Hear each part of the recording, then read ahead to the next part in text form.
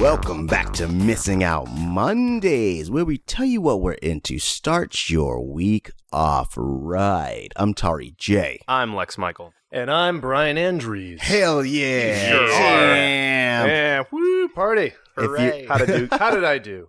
If you're a long-term listener to this podcast, you've probably heard Brian a couple times. He talked to us about a YouTube channel whose name I forget at the moment. Oh, yeah, What I've Learned. I've learned. We talked a lot about nutrition, taking care of yourself. Fasting, sleeping, butter coffee, yep. And then the first time you joined us, we talked about Danny Boyle's Sunshine. Yeah, well, Yes. that was the second time. Second That was time, the second yes. time. Yeah, Danny Boyle Sunshine, yeah. The other time you joined us, we talked about... Fuck y'all. Hey. Okay. All Nice right. to see you. It's not my fault you're bad at this. All right. Ooh, Get damn. Damn. Slade. Oh, shit. Thanks for listening to the final Missing Out Monday. And that's how Brian and Tauri die. So much murder. No. Brian's going to be joining us on our full show. He's going to be talking about life in the military and his experience in his career. So we thought we'd bring him on for Missing Out Mondays just to kind of figure out what he's into as well. Mm-hmm. So what do you got for us? Well, as a captain in the United States Army, it is no surprise to anyone that my missing out would be about UK Parliament, and most specifically their YouTube channel where they post their live House of Commons meetings. And so that has been my new mania. This week I drove up to San Francisco. I was trying to get a free flight to Hawaii, which is something that the military people can do through Travis Air Force Base. Unsuccessful, failed miserably, came back about 4 or 5 days later, but that meant a lot of time on the road. So what I did was I put on a 12-hour House of Commons meeting, and just start to end their whole day. And what makes it so interesting to me is it's like watching Avengers Endgame, and that'd be the only movie you watched opening night. So you're surrounded by people who are just, avid fans screaming and shouting.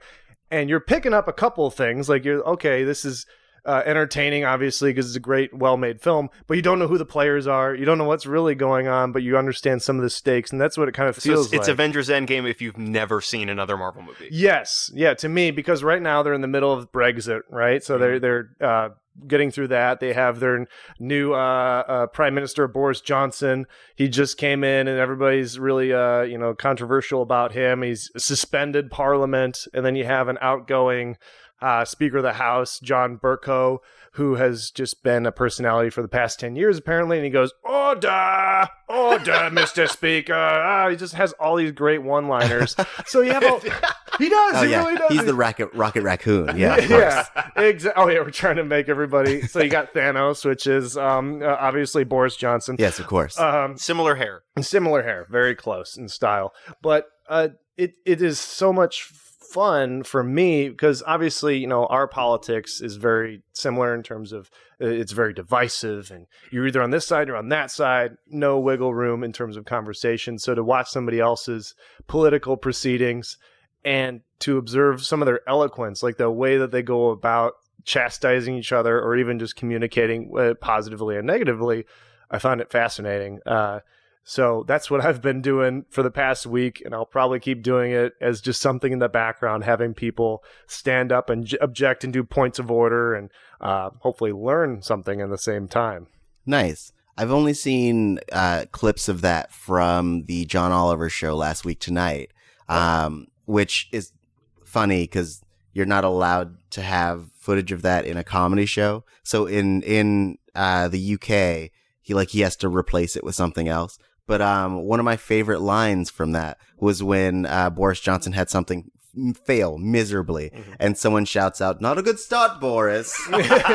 Yes, so yeah, he's been voted down 6 times in a row. But there's one phrase, chuntering from a sedentary position, which was born out of the House of Commons in the 1950s. But it's basically, I think it's just you're hearing or you're mimicking somebody else's great point. Yeah. But I'm going to try to keep that in my back pocket and tell somebody to stop chuntering from a sedentary position. Chuntering. Yeah. So take that with you. All right. Nice. Lex, what are you into? I'm gonna chunter from a sedentary position right now.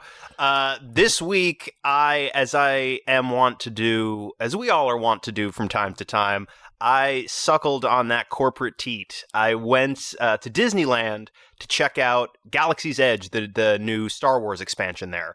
Which, well, for anybody who's listening, what is Star Wars? It's the one where the guy, his parents die, okay, and he learns how to fight real good. Batman, and right. He puts yeah. You've seen it too. Batman, yeah, and he fights clowns. Right, plumber too. It's right? wild, yeah. And him and his brother go on adventures, and they Dennis Hopper's mad at them for some reason. Oh, yeah. yep. Okay. The tiny-headed dinosaurs. That's That's Star Wars. Okay, just had to make sure.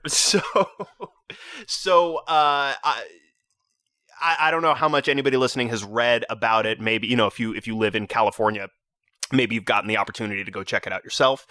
Just opened recently. If you are a Star Wars fan, it's a trip.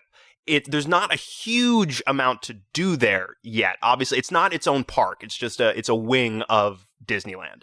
But what they've got there is well worth the trip if you are a fan. A lot of it is shopping, right? Bunch of different shops, but there's they create this environment where you're on a planet called Batu, and you're at a base. I think it's called Black Spire Base, something like that, on Batu. So you've got your kind of open air marketplace that feels very much, because they got the money to do it, feels very much like it's right out of the movies. And so you've got, your little food kiosks, and you've got, your shopping where you can get merchandise, but you can get merchandise that, yes, is very clearly they're toys that you could get at a Disney store, but also things that are a little bit more pulled from the movies themselves. So like while I was there with my girlfriend, we bought a Sabacc deck, Sabacc being the card game that they play in Solo, which was part of the expanded universe for a long time. They didn't, in Empire Strikes Back, they allude to how Lando was the original owner of the Millennium Falcon and lost it to Han. Yeah. In the expanded universe, it was a game of Sabacc that where that ship switched hands. And so as they're doing now, when Disney took over, they're like, none of that counts anymore. We're calling it Legends now.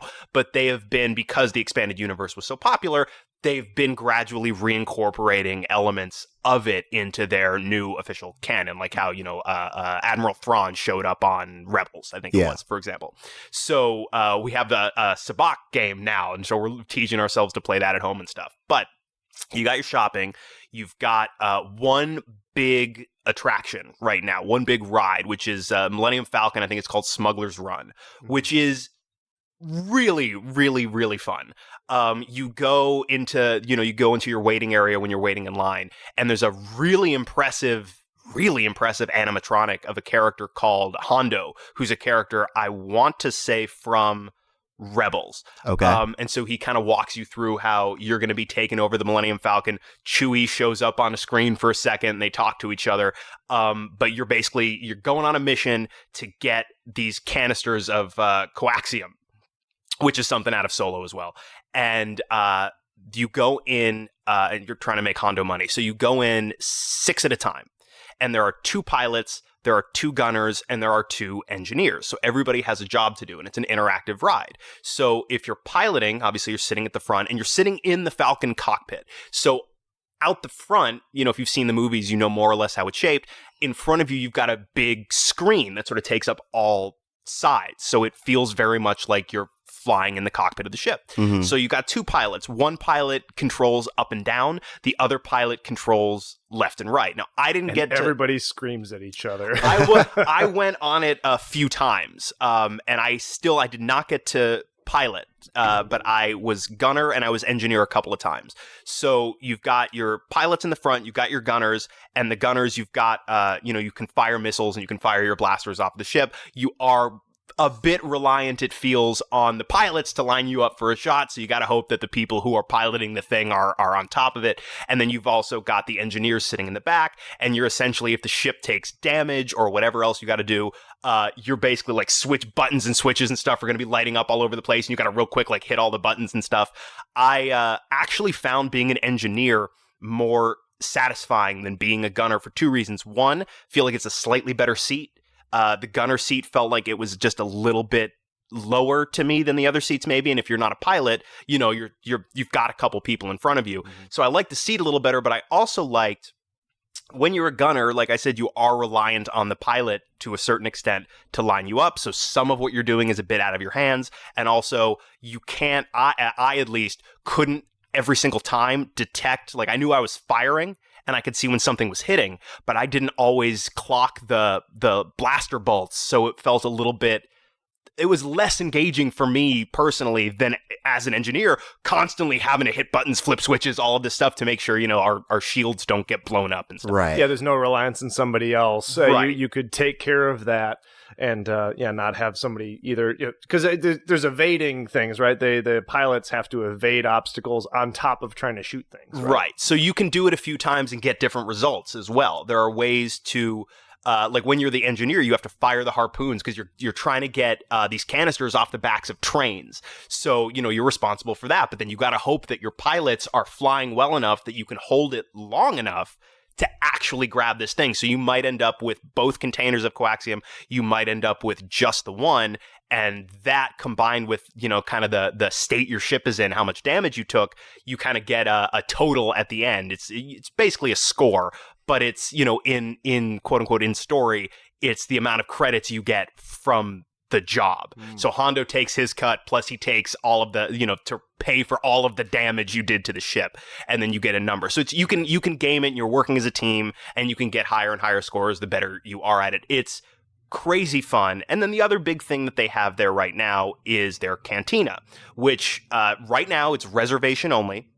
I will say this, the drinks, though of course it's a Disney park, drinks are very pricey, but the drinks are quite good. Here's what I will say about it. It's very impressive. It's a very pretty cantina. If you have been to the Scum and Villainy Cantina here in Los Angeles, it's that, but more expensive. It's honestly, it looks exactly. I mean, I know Disney's litigious. I'm not saying they ripped off the Scum and Villainy Cantina, but it does feel a little bit like somebody went there, said, "Well, we're Disney. We can do this with more money." Right. It feels very much like that, except you've also got the Star Tours droid DJing there, which is super fun. If it's a very cool immersive experience. There's a game you can download a Disney Play app, and there's a sort of game and interactive experience that you can do while you're walking around the park. You can like hack things, and you can get you can kind of grab communication signals out of the sky. You can translate stuff that's in the alien text that you find around the park, and not for nothing, walking in to this big open immersive Star Wars planet and seeing the massive life-size Millennium Falcon sitting there. Like, if you grew up a Star Wars fan, it's hard not to get a little bit emotional seeing that like real in person. So if you're a Star Wars fan, cannot recommend it highly enough. They are opening their next big attraction, I want to say very beginning of next year. But it's super, super, super cool. And not for nothing, you can get some food there. It's pretty good. It's all got fun alien. It's Earth food, all right. But it's you get some cool, some good park food and stuff. There's also a blue milk stand where you can get the bantha milk, which is the blue milk, and you can also get the green milk, which is what Luke drinks from the tit in Last Jedi. I want to say it's a combination of like coconut and rice milk and stuff. Super gross, but also kind of good. Do they have the bread that Rey makes in That's what I would Force want. Awakens? Yeah, the like instant bread. Yes. I don't. If they do, I haven't seen it. Maybe that's going to happen with their next expansion. But you can get like the wooden like stormtrooper dolls that Rey has one of. Okay. It's a ton of fun, and I definitely recommend making the trip if you're a fan. I did not do. You can build your own lightsabers there, but that costs something like $200 a pop. Yeah. Maybe next time. But I definitely recommend it. I know they're about to open Galaxy's Edge in Orlando as well. And they're also doing this crazy immersive hotel experience there. Yeah. Which one day I will go back to Florida, check that out. But in the meantime, it's real cool that we've got Galaxy's Edge here. I definitely plan on going back. I'll keep standing in that Millennium Falcon line until I pilot the motherfucker. But it's crazy, crazy fun, and I definitely recommend it. Well, what we got to do is get 3 more friends, and then we go on the ride. We got to game the system. We let you be a pilot, but none of us touch any of the controls, because I want to see what happens then. Yeah. Like, how can we need to damage the Falcon as much as possible, not push any buttons. And as we're falling out of the sky, you're all just like, you killed us! Yes. They programmed that into the game. They thought, somebody's going to do it, so we need to reward someone them. just turns and goes, under 12 parsecs my ass. Oh, man. Blue, blue. All right. So I'm taking this over. Yo. Right, It's Tauri's time. Dang. Guys, so I've talked about Young Justice on this podcast before. You have. Like, we've had a full episode, and then I talked about how season 3 was coming back. Or I talked about when they made season 3, and so I talked about the first half. Guys, the second half came out over the summer, and it was fantastic. Yeah? Yes, it was the perfect way to round out the end of the season. It like brought everything that they had sprinkled throughout the season to a head. And also, I think there are 2 things I really love about Young Justice.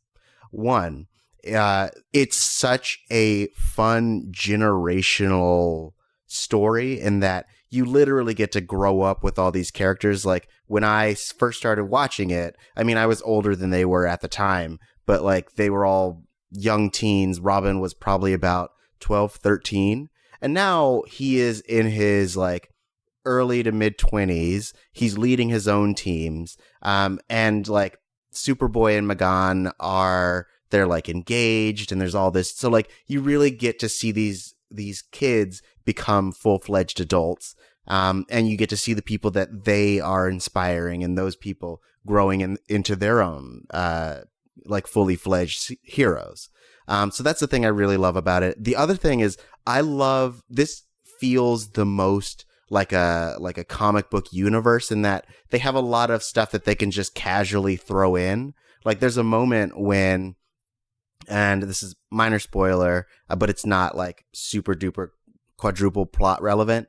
But there's a moment when they're out on a mission, and they notice 4 villains infiltrating the same place that they are, and they're like, they're supposed to be in jail. What the hell is happening? Whoa, spoilers. And there's jails in this universe? There are jails. I'm just derailing you. And so then they like catch the bad guys, and they're like, oh, I thought they were in here too. And then Amanda Waller walks out, and she's like, they're under my guard. And you're like, oh shit, did they just do Suicide Squad for like 10 minutes of an episode? What the like, and little shit like that happens all the time. Yeah. And I love that they can just casually do it. They're like, oh yeah, this is the 2nd generation Blue Beetle, we have all of the Beetles going. Like, oh boy, you want Whisper? We got Whisper. It's so good. I love and DC in animation has been historically really good about heavily rewarding your knowledge of like deep cuts DC lore. So yeah, if you have the chance, or if you're still a subscriber to DC Universe, go watch Young Justice Season 3 Part 2. This is episodes 14 through 26. Phenomenal. But also, if you're listening to this internationally, it's probably on Netflix for you. I was recently abroad and noticed that Titans was on Netflix because that's right. Yeah. Oh. So yeah, if you're a Netflix subscriber and you're not a DC Universe subscriber because they're not available in your region, check Netflix. Fly to France and watch it on your Netflix. Yeah. Super worth it. Super worth it. But yeah, or I guess spend the $8 to do a DC Universe. It's very cheap. While you're there, watch Swamp Thing. While you're there, watch Doom Patrol. All of those things, and a bunch of the movies. They also have Justice League, the animated series, Batman, the animated series, Superman, the animated series. They got all that shit. Another thing I really liked about this season. Yes. So this is because it's animated.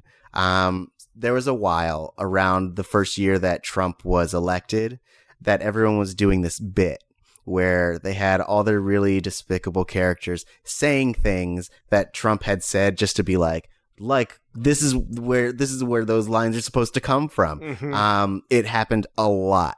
And so in this part of the season, they had Lex Luthor doing that. Yeah. And I assume because it's animation, they wrote it and were like, yeah, we're going to do this bit.